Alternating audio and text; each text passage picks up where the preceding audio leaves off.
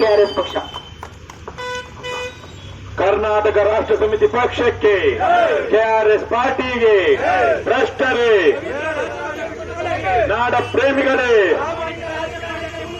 ಲಂಚ ಮುಕ್ತ ಕರ್ನಾಟಕ, ಭ್ರಷ್ಟಾಚಾರ ಮುಕ್ತ ಕರ್ನಾಟಕ, ಬಸವಣ್ಣನ ಕಲ್ಯಾಣ ಕರ್ನಾಟಕ, ಕುವೆಂಪುರವರ ಸರ್ವೋದಯ ಕರ್ನಾಟಕ, ಬಿಡುಗಡೆ ಬಿಡುಗಡೆ, ಬೆಂಬಲಿಸಿ ಬೆಂಬಲಿಸಿ, ವೋಟ್ ಮಾಡಿ ಡೊನೇಟ್ ಮಾಡಿ ಕರ್ನಾಟಕ ರಾಷ್ಟ್ರ ಸಮಿತಿ ಪಕ್ಷಕ್ಕೆ, ಕೆಆರ್ಎಸ್ ಪಾರ್ಟಿಗೆ. ಬೆಂಗಳೂರು ಗ್ರಾಮಾಂತರ ಲೋಕಸಭಾ ಕ್ಷೇತ್ರದ ಬನ್ನೇರುಘಟ್ಟದ ಆತ್ಮೀಯ ಬಂಧುಗಳೇ, ಇವತ್ತು ಕರ್ನಾಟಕ ರಾಷ್ಟ್ರ ಸಮಿತಿ ಪಕ್ಷದ ಬೆಂಗಳೂರು ಗ್ರಾಮಾಂತರ ಲೋಕಸಭಾ ಕ್ಷೇತ್ರದ ಅಭ್ಯರ್ಥಿಯಾಗಿ ಮಹಮ್ಮದ್ ಮುಸಾದಿಕ್ ಪಾಷಾರ್ ಅವರು ಸ್ಪರ್ಧೆ ಮಾಡ್ತಿದ್ದಾರೆ. ಅವರು ಇವತ್ತು ಬನ್ನೇರುಘಟ್ಟದಲ್ಲಿ ನಮ್ಮ ಜೊತೆಗಿದ್ದಾರೆ. ಇದೇ ಬನ್ನೇರುಘಟ್ಟ, ಜಿಗಣಿ, ಆನೇಕಲ್ ಭಾಗದಲ್ಲಿ ಕರ್ನಾಟಕ ರಾಷ್ಟ್ರ ಸಮಿತಿ ಪಕ್ಷ ಯಾವ ಜೆಸಿಬಿ ಪಕ್ಷಗಳು ಮಾಡದಂತಹ ಜನಪರವಾದ ಕಾರ್ಯಕ್ರಮ ಮತ್ತು ಹೋರಾಟಗಳನ್ನ ಮಾಡ್ತಾ ಬಂದಿದೆ.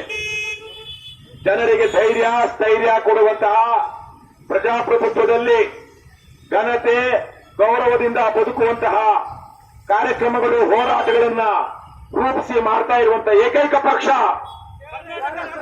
ಕೆಆರ್ಎಸ್ ಪಕ್ಷ.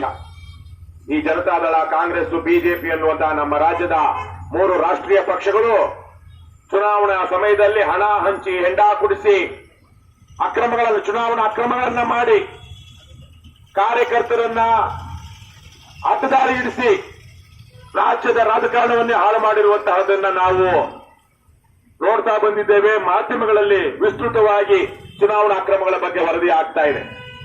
ಅದೇ ಕಾರಣದಿಂದಾಗಿನೇ ಭ್ರಷ್ಟರು ನಮ್ಮ ಜನಪ್ರತಿನಿಧಿ ಆಗೋದಿಕ್ಕೆ ಇರಲಿ, ಒಂದು ಕುಟುಂಬವನ್ನು ನಡೆಸಲಾರದಂತಹ ಲಂಪಟರು, ವ್ಯಭಿಚಾರಿಗಳು, ಅಯೋಗ್ಯರು, ನೀಚರು ಇವತ್ತು ರಾಜ್ಯಾದ್ಯಂತ ಕೇವಲ ಅವರಲ್ಲಿರುವಂತಹ ಅಕ್ರಮ ಸಂಪತ್ತಿನ ಕಾರಣದಿಂದಾಗಿ ಆಯ್ಕೆ ಆಗ್ತಿರೋದನ್ನು ನಾವು ನೋಡ್ತಿದ್ದೇವೆ.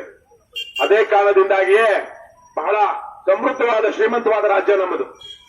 ಜನಾಧಿಕಾರಿಗಳು ರಾಜ್ಯ ಶ್ರೀಮಂತವಾದದ್ದು.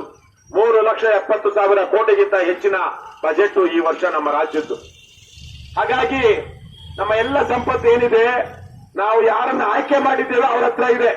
ಈಗಾಗಲೇ ನಮ್ಮ ಪಕ್ಷದ ರಾಜ್ಯ ಸಂಘಟನಾ ಕಾರ್ಯದರ್ಶಿ ಮತ್ತು ರಾಮನಗರ ಜಿಲ್ಲಾ ಉಸ್ತುವಾರಿ ಜೀವನ್ ರಾವ್ ಹೇಳಿದ್ರು, ಇಲ್ಲಿದ್ದಂತ ಈಗಿರುವಂತಹ ಹಾಲಿ ಸಂಸದರು ಇಂದಿನ ಚುನಾವಣೆಯಲ್ಲಿ ಎಷ್ಟೋ ಕೋಟಿಗಳನ್ನ ಘೋಷಣೆ ಮಾಡಿಕೊಂಡಿದ್ರು. ಅವರು ಸಾಮಾನ್ಯ ಕುಟುಂಬದ ಹಿನ್ನೆಲೆಯಿಂದ ಬಂದಿರುವಂತವ್ರು. ಇಲ್ಲೇ ಪಕ್ಕ ಹಾರೋಹಳ್ಳಿ ಆದ್ಮೇಲೆ ಕನಕಪುರ ಆದ್ಮೇಲೆ ಸಾತ್ನೂರು. ಆ ಸಾತ್ನೂರ್ನ ಯಾವುದೋ ಒಂದು ಪಕ್ಕದ ಒಂದು ಹಳ್ಳಿ ಅವರು. ಅವರನ್ನ ಆಗಿನ ಕಾಲಕ್ಕೆ ಏನೋ ಹೇಗೋ MLA ಆದ್ಮೇಲೆ ತಮ್ಮ ಅಣ್ಣನ ಜೊತೆಗೆ ಇಟ್ಕೊಂಡು ಯಾವ್ಯಾವುದೋ ಮಾರ್ಗದಲ್ಲಿ ಬಂಡೆ ಹೊಡೆದು ಇನ್ನೊಂದು ಹೊಡೆದು ಸಂಪಾದನೆ ಮಾಡಿದ್ರು. ಅವರು 11 ವರ್ಷದ ಹಿಂದೆ MP ಆದಾಗ ಅವರ ಆಸ್ತಿ 10, 20 ಎಷ್ಟೋ ಒಂದಷ್ಟು ಕೋಟಿಗಳಿತ್ತು. ಇವತ್ತು ಎಷ್ಟಿದೆ? ಹೇಗೆ ಬಂತು ಅಷ್ಟೊತ್ತು? ಜನರ ಸಂಪತ್ತೇನಿದೆ, ಸಾರ್ವಜನಿಕ ಸಂಪತ್ತೇನಿದೆ, ಅದರ ಲೂಟಿಯಿಂದ. ಲೂಟಿ ಅನ್ನೋದು ಕೇವಲ ಬಂದು ಇಲ್ಲಿ ಒಂದು 10 ಎಕರೆ ಸರ್ಕಾರಿ ಭೂಮಿ ಇದ್ರೆ ಅದನ್ನ ಒತ್ತುವರಿ ಮಾಡಿಕೊಳ್ಳೋದ್ರಿಂದ ಅಷ್ಟೇ ಅಲ್ಲ, ರಸ್ತೆ ನಿರ್ಮಾಣದಲ್ಲಿ 10 ಕೋಟಿ ಆಗಬೇಕಾಗಿರುವಂತಹ ಪ್ರಾಜೆಕ್ಟ್ಗೆ ನಮ್ಮ ತೆರಿಗೆ ಹಣದಲ್ಲಿ 50 ಕೋಟಿ ಮಾಡಿ ಅದರಲ್ಲಿ 10-20 ಕೋಟಿ ಹೊಡೆಯೋದ್ರಿಂದನೂ ಸೇರ್ಕೊಳ್ಳುತ್ತೆ.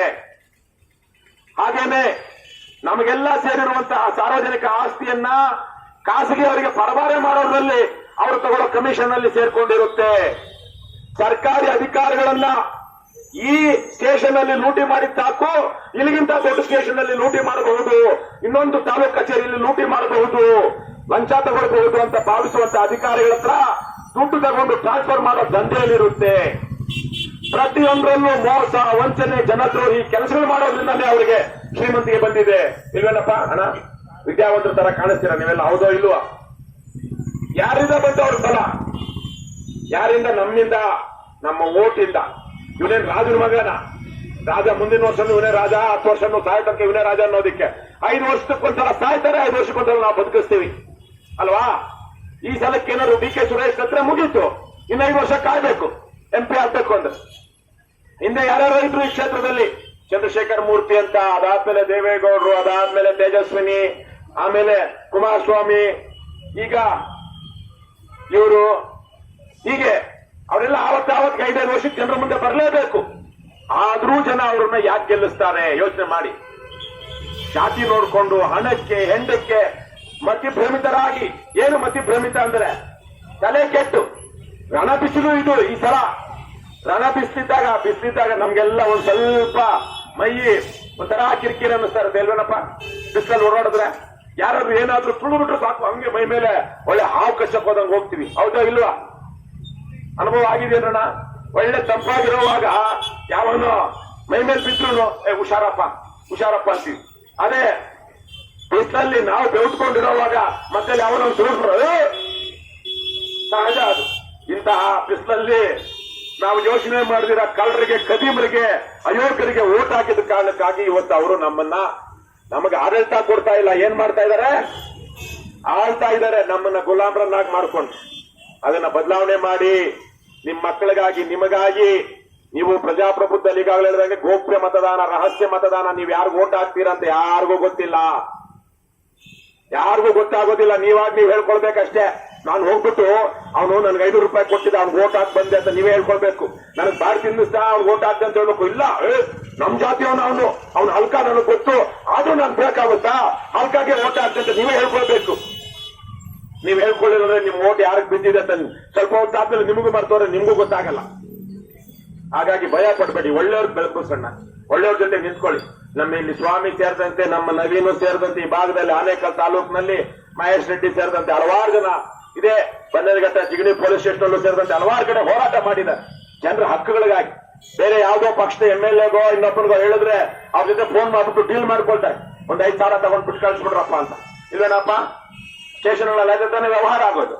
ನಮ್ಮ ಪಾರ್ಟಿಯವ್ರು ಯಾವತ್ತಾರ ಅವ್ನು ಕೇಳಿದ್ರೆ ಸರಿಯಾಗಿದ್ರೆ FIR ಮಾಡು, ನ್ಯಾಯವಾಗಿದ್ರೆ, ಇಲ್ಲ ಅಂದ್ರೆ ಬಿಟ್ಟು ಕಳಿಸು, ಇಲ್ಲಾಂದ್ರೆ ನಿಮ್ಮ ಮೇಲೆ ನಾವು ದೂರು ದಾಖಲಿಸ್ತೀವಿ. ಯಾವ ಮಗ ಕರ್ನಾಟಕದಲ್ಲಿ KRS ಪಕ್ಷವನ್ನು ಬಿಟ್ಟು ಈ ಮಾತು ಕೇಳ್ತಾ ಇದ್ದಾನೆ? ನಾವೇ ಕೇಳ್ತಾ ಇರೋದು. ಜನಪರವಾಗಿದ್ದೀವಿ, ನ್ಯಾಯಕ್ಕಾಗಿ ಹೋರಾಡ್ತಾ ಇದೀವಿ. ನನಗೇನು, ನಾನು ಇದೇ ತಾಲೂಕಿನವನು, ಇಲ್ಲೇ ಪಕ್ಕ ಬೊಮ್ಮಸಂದ್ರ ಹಳ್ಳಿ ಅವನು, ಇಲ್ಲಿಂದ 13 ಕಿಲೋಮೀಟರ್. ರಾಜ್ಯಾದ್ಯಂತ ಹೋರಾಟ ಮಾಡ್ತಾ ಓಡಾಡ್ತಾ ಕಟ್ತಾ ಇದೀವಿ. ನನ್ನ ಮನೆಗೆ ಕಟ್ತಾ ಇದೀವಾ? ನನಗೆ ಸಾಕಷ್ಟಿದೆ. ನನ್ನ ಅಗತ್ಯಕ್ಕೆ, ಯಾರ ಅಗತ್ಯಕ್ಕಿಂತ 1 ರೂಪಾಯಿ ಹೆಚ್ಚಿಗಿದೆಯಾ ಅವನೇ ಶ್ರೀಮಂತ. ಯಾರಪ್ಪ ಶ್ರೀಮಂತ ಅಣ್ಣ? 106 ಕೋಟಿ ಇರೋನಲ್ಲ. ನನ್ನ ಅಗತ್ಯ, ಅವನ ಅಗತ್ಯಕ್ಕಿಂತ 1 ರೂಪಾಯಿ ಹೆಚ್ಚಿಗಿದ್ರೆ ಅವನೇ ಶ್ರೀಮಂತ. ನಮ್ಮಲ್ಲಿ ನಾವೆಲ್ಲ ಶ್ರೀಮಂತ ತಾನೆ ಇದನ್ನ, ನಾವೆಲ್ಲ ಶ್ರೀಮಂತರೇ, ಬೇಕಾಗಿಲ್ಲ ನಮ್ಗಾಗೇನು. ಜನ KRS ಪಾರ್ಟಿನ ಓಟ್ ಹಾಕಿ ಗೆಲ್ಲಿಸ್ಬಿಟ್ಟು ನಮ್ಮನ್ನೇನು ಉದ್ಧಾರ ಮಾಡೋದು ಬೇಕಾಗಿಲ್ಲ. ನಾವು ಉದ್ಧಾರ ಆಗಿದ್ದೀವಿ. ಜನ, ನೀವು ಜನಸಾಮಾನ್ಯರು, ಬಡವರು ಗೌರವ ಘನತೆಯಿಂದ ಬದುಕಬೇಕು ಅಂದ್ರೆ ಇವತ್ತು ಈ ಭ್ರಷ್ಟ ರಾಜಕಾರಣವನ್ನ, ಭ್ರಷ್ಟ ವ್ಯವಸ್ಥೆಯನ್ನ ತೊಲಗಿಸಬೇಕು. ಅದಕ್ಕಾಗಿ ಹೋರಾಟ ಮಾಡ್ತಾ ಇದೀವಿ. ಕೈ ಮುಗಿದು ಕೇಳ್ಕೊಳ್ತಾ ಇದ್ದೀನಿ, ಈ ಕಾಂಗ್ರೆಸ್ ಮತ್ತೆ ಬಿಜೆಪಿ ಕ್ಯಾಂಡಿಡೇಟ್ಗಳನ್ನ ಬಿಟ್ಕೊಳ್ಳೋಣ. ಬಿಜೆಪಿ ಕ್ಯಾಂಡಿಡೇಟ್ ಅಂತೂ ಅವರು JDSನವರು, ರಾಜಕೀಯ ವ್ಯಭಿಚಾರ ಅವ್ರು ಮಾಡ್ತಿರೋದು. ಹೋಗಿ JDS ಫ್ಯಾಮಿಲಿ ಅವರು ಹೋಗಿ ಬಿಜೆಪಿಯಿಂದ ಚುನಾವಣೆಗೆ ನಿಂತಿದ್ದಾರೆ. ಅದಕ್ಕಿಂತ ರಾಜಕೀಯ ವಿಚಾರ ಇನ್ನೂ ಇದಾವೆ, ಆಪರೇಷನ್ ಮಾಲ ಅದು ಇದು ಅಂತ. ಇರ್ಲಿ, ನಿಮ್ಗೆಲ್ಲ ಗೊತ್ತಿದೆ. ಗೊತ್ತಿಲ್ವೇನಪ್ಪ ನಿಮ್ಗೆ? ಗೊತ್ತಿದೆನಾ? ನಾನು ಹೇಳ್ಬೇಕಾ? ನಾನು ಹೇಳಿದ್ರೆ ನೀವು ದಡ್ಡ ಹಾಕ್ಬಿಡ್ತೀರಾ ಅಲ್ವಾ? ಎಲ್ಲ ಬುದ್ಧಿವಂತರಿದ್ದೀರಾ. ಅದನ್ನೇ ನಂಬ್ಕೊಂಡು ನಾವು ನಿಮ್ ಮುಂದೆ ಬಂದು ಕೈ ಮುಗಿದು ಕೇಳ್ಕೊಳ್ತಾ ಇದೀವಿ. ಅದೇ ರೀತಿಯಲ್ಲಿ ದೇಣಿಗೆ ಡಬ್ಬ ಇಲ್ರಣ, ಯಾಕೋ ನಮ್ಮ ಆನೇಕಲ್ ಅವರು ದೇಣಿಗೆ ಡಬ್ಬನ ಇಟ್ಕೊಳ್ತಾ ಇಲ್ಲ. ಜನರು ಅವ್ರು ಕೇಳ್ರಿ, 10, 50, 100 ರೂಪಾಯಿ ಕೊಟ್ಟು KRS ಪಕ್ಷವನ್ನು ಆಶೀರ್ವದಿಸ್ಲಿ, KRS ಪಕ್ಷವನ್ನು ಬೆಂಬಲಿಸ್ಲಿ. ನಮ್ಮ ಹೋರಾಟಕ್ಕೆ ಅವ್ರಿಗೂ ಬೆಂಬಲ ಇರಲಿ. ತಿರುಪತಿ ತಿಮ್ಮಪ್ಪನಿಗೋ ಧರ್ಮಸ್ಥಳದ ಮಂಜುನಾಥನಿಗೋ ಕೊಡೋ 100 ರೂಪಾಯಿಗಿಂತ ಇಲ್ಲಿ ಕೊಡೋ 1 ರೂಪಾಯಿ ಶ್ರೇಷ್ಠವಾದದ್ದು. ನಮ್ಮ ಮನೆ ದೇವರು ತಿರುಪತಿ ತಿಮ್ಮಪ್ಪನೇ, ನನಗೆ ಗೊತ್ತಿದೆ. ಅಲ್ಲಿ ಕೊಡೋ 10 ರೂಪಾಯಿ, 50 ರೂಪಾಯಿ, 100 ರೂಪಾಯಿ, 500 ರೂಪಾಯಿಗಿಂತ ಇಲ್ಲಿ ಕೊಡೋ 100, 1 ರೂಪಾಯಿ, 2 ರೂಪಾಯಿನೇ ನೇರವಾಗಿ ಅವನು ಪಾದಕ್ಕೆ ಹೋಗುತ್ತೆ. ಅಲ್ಲಿ ಕೊಡೋದು ತಿಮ್ಮಪ್ಪನ ಪಾದಕ್ಕೆ ಹೋಗಲ್ಲ, ಅಲ್ಲಿ ಹರ್ಕೊಂಡು ಎಣಿಸ್ತಾರೆ. ಆದ್ರೆ ಇಲ್ಲಿ ಕೊಡ್ತಿರಲ್ವಾ, ಇದು ನೇರವಾಗಿ